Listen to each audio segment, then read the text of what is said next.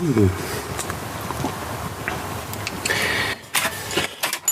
little touch more.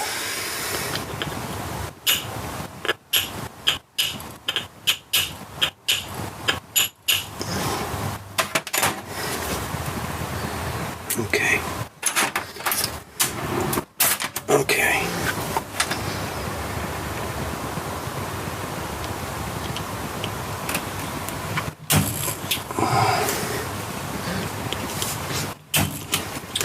That's it.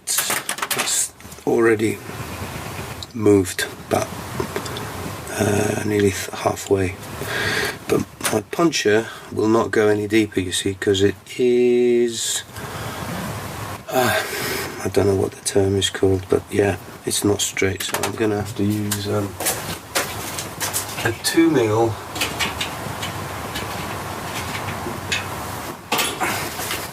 this is an old 2mm drill bit, 2mm thick, and this goes straight nicely in, so I'm going to get that there and then gently tap.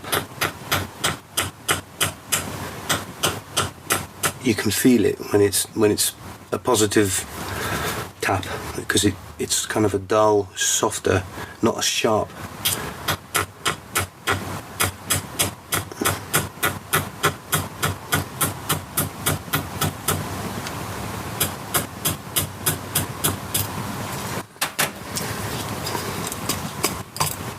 Come on, baby. Okay. That's the pin. Right, this is the little, I'd say it's maybe 2.5mm. Okay, keep this because you might need it again. In goes with the black phosphate parts. There we go. And that's the that's the 2mm drill bit, okay, which is very useful for pushing the pin out. So now we have released the pump cam on the shaft. Alright, so this is free and will allow the shaft to go out. So now our next task is to slightly file the back of the butterfly screws. See, someone's used the wrong screw on that one. See what I'm saying? Someone's used the rear cover screw.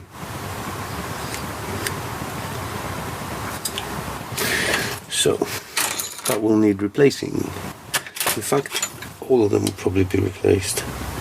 Now these are, generally speaking, some of the most difficult ones, most difficult screws to remove. So I'm going to take this one off now because I believe it's going to be easy.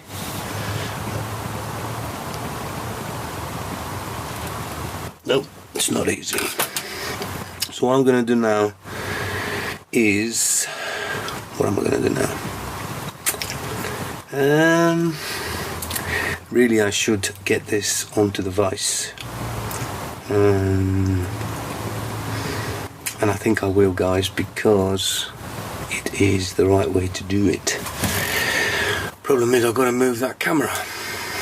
Right, it's going to stay there as best as it can. Now, this is a woodworking vise. Alright, it's got big flat jaws. Going to put that there, and another piece on the other side. So that is going to go in there like this, and that piece of wood is going to go in there. Okay, and secure. So now I'm going to try and remove that one once again. Okay.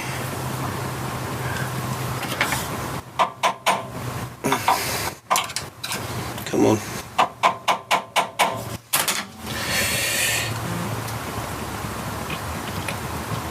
They must have Loctite that one, eh? They must have Loctite that one. They've Loctited it? No, they haven't. Jesus.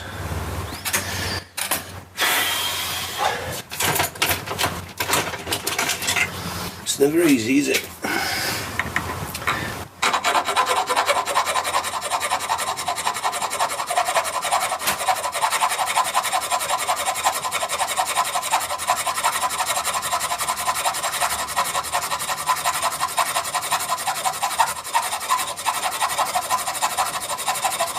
Looks like I'm having a wank. Come on, baby. Oh, that's so good. Keep going. Keep going.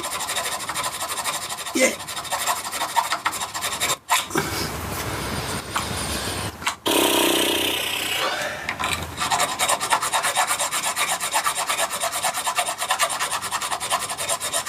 Took it good.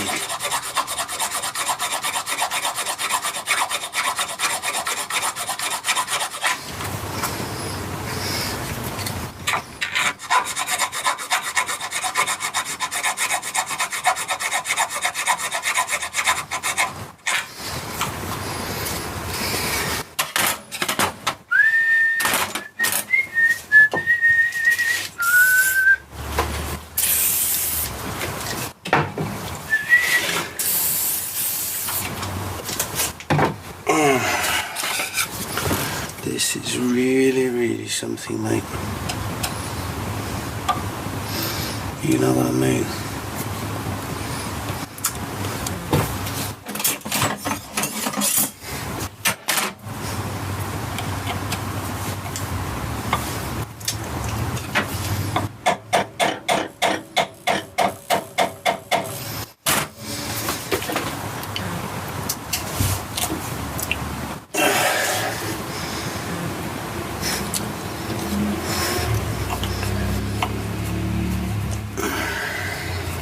Done it. Someone's used a rear cover screw on the spindle. I'm going to put this in the used parts for memorabilia. Right.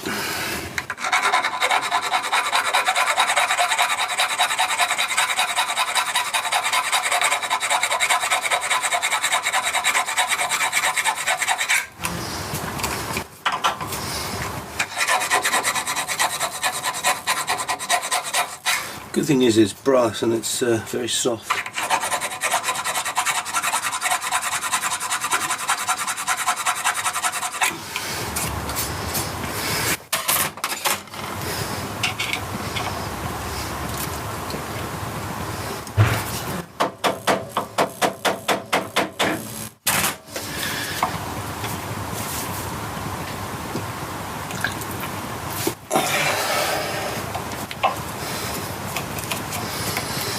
That's a good one. I'll put that in with the brass. Now, throttle valve. This is going to get marked as well. Let me just take a quick photo. Lovely.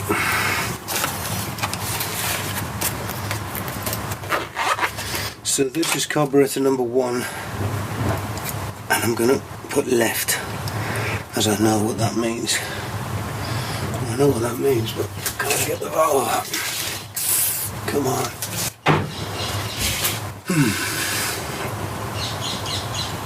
Bloody hell, that's odd, isn't it? That's a bit odd.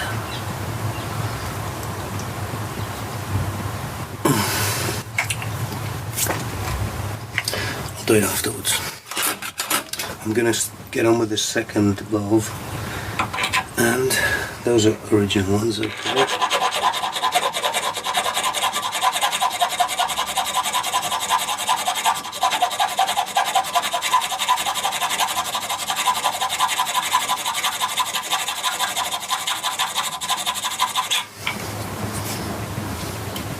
That's done.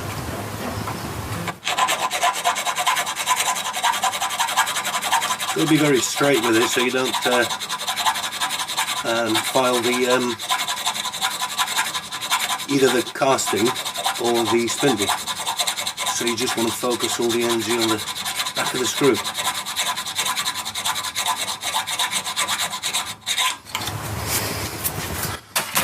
Okay. Clean your screwdriver and put it in. quick tap. Not that that does anything really, it's just a placebo, I reckon.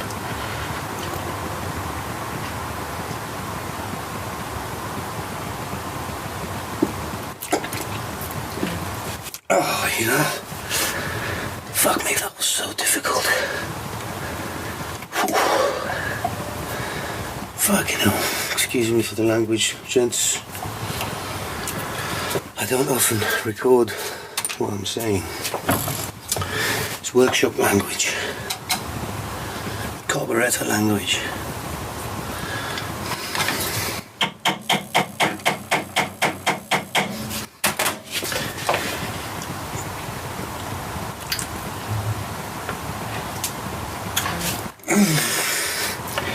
There's no way you could do this without locking them in a vise. See if that one's going to slip out. That's coming out, so this is one left.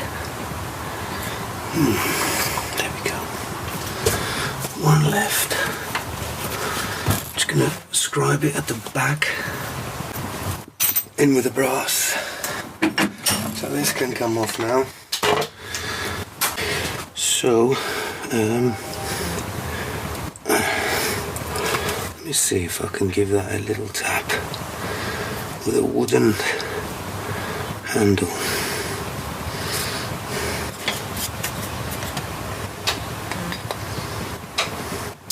That's lovely sound. So this is one left when it comes out.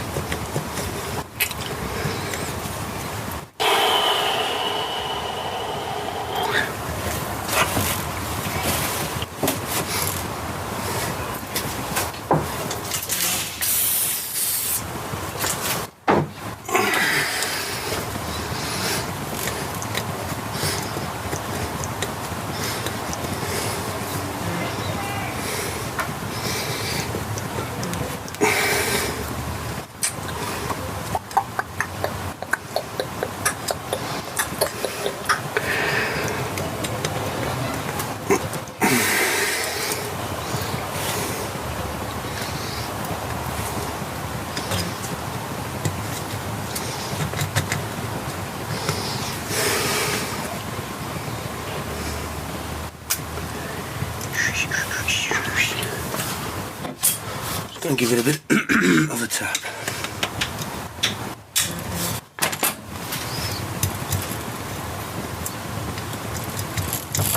Okay. And this is one left. This has got a 78-degree angle. Okay, we're installed. So we said one left, didn't we? Yeah. So one left. Okay. I can go back in exactly the same place. Okay, chaps, so here's the spindle. I have filed a little bit of the phosphate coating. I'm going to recoat these so they'll be very nice, and mechanically I believe they are sound. They look sound. Okay, so now I'm going to remove the spindle throttle shaft. I'll tidy up this little jobby here. Okay. I used to give this heat. I used to heat the bosses out, but now I just do it cold with a copper ended hammer to avoid damaging the spindle or the threads. So I'm going to tap it on that side, which is going to pull the bearing out, the cup washer, the spring, and possibly an old leather bearing seal. Anyway. Oh man, don't do that. thankfully I can see it, and that is the cupped washer. Gonna get it with my telescopic magnet. Right, that's the cupped washer, guys. Put your hand over it next time. Well, I'll put my... keep trying to remember all these things and I don't always remember. That's the bearing seal spring, and continue a little more. And next, now this is where your hammer can't help you anymore. You need not this, because it's too fat. You need something like this. This is a tube, but you can have a solid bar if you want. And this, if I remember correctly, goes all the way through. And it's a nice tight fit. Just don't want it to be too tight. So here is the bearing. Okay, you can see where you need to slide this the pump cam off. So turn it, rotate it a bit. There we go. Okay, this bearing assembly is still in there, alright? So if you imagine that bearing just there, and here is, that's the leather seal, alright? They don't make them like this anymore. I think this is a 60s, maybe, yeah, late 60s car, I believe, maybe early 70s.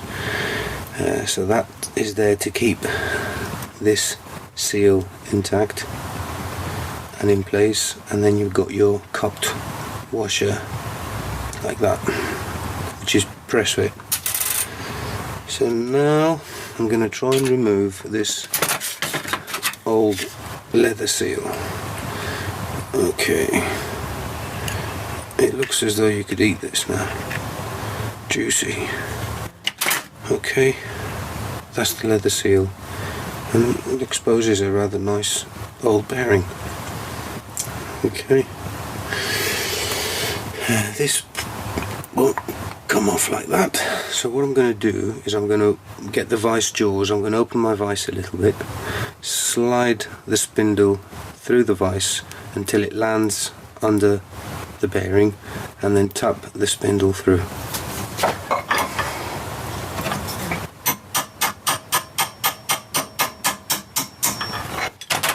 Like that. Alright, put the bearing in the used parts, put the seal in the used parts. Those are available, those seals, although they're aftermarket items and they need a lot of cutting and adjusting. That goes in with the steel, and that also goes in with the steel because it's steel. Okay, I need to make sure I'm putting the things in the right containers. So here we have the throttle shaft, and I'm going to mark this. It's got the pinhole for the pump cam is offset a little bit, alright? So you can always know which direction. I mean, that wouldn't be right, you'd be wrong and you'd need to rebuild it again. So the pin is just a bit to this side, alright? So when you come to slide your shaft in, put it through the pump cam into about where you think, and you should be able to line it up with a hole there. Anyway, that's done. I'm going to mark this now with 1. Okay, so this is going to get phosphate coated, which gives a very, very thin but relatively hard coating. It'll look as new. So that goes in with the phosphate stuff. Out comes the pump cam with the spring. Okay, and you can remove the spring, put this in for black phosphate coating, and the pump cam for zinc plating. Next is the bearing that's still left in the housing. Alright, so you can use your, I'm going to measure this so I can tell you guys what size you're going to need, and I don't think that's not the right size. Let's have a go. There we go. Alright, so you need a rod which is about what, maybe 20 centimeters long, and it is 5, 6, 7 mil. Alright, that is 7 mil, isn't it? 5, 6, 7. Yeah, 7 millimeters. Alright, so 7 mil diameter external, about 20 mil long, and this will be a great help for pushing your spindle out and also tapping the bearings out.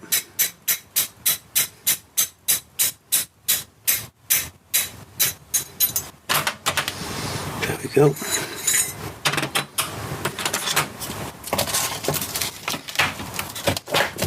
So here we have our bearing, still retaining its original grease, I believe. Spring can go in the zinc plating parts, bearing in the used parts. Our leather seal looks a bit past its best in our cap washer, and now we're left with a completely bare WEBER DCOE carburetor casting. So let me show you now. We're done, by the way. Alright, the stripping process is finished for this.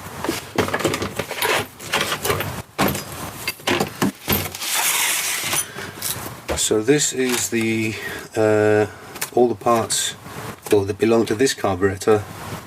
These, I'll just take this to my vapor blasters.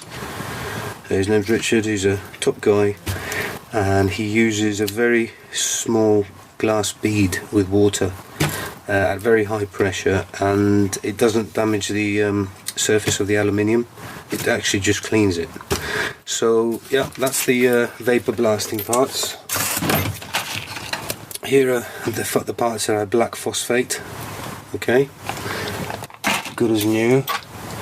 These are the brass parts that get vapor blasted, and some of them need hand cleaning. These are the parts that are going to go for zinc plating, degreasing and zinc plating. And here we've got all our used parts. The float's going to get tested to make sure it's got it's waterproof, buoyant and cleaned. And here are all the used gaskets, some like the little ball bearings for the pump weights. Some of these things are going to get cleaned and reused, like that splash plate. Alright, and all the gaskets are kept there until the restoration is complete.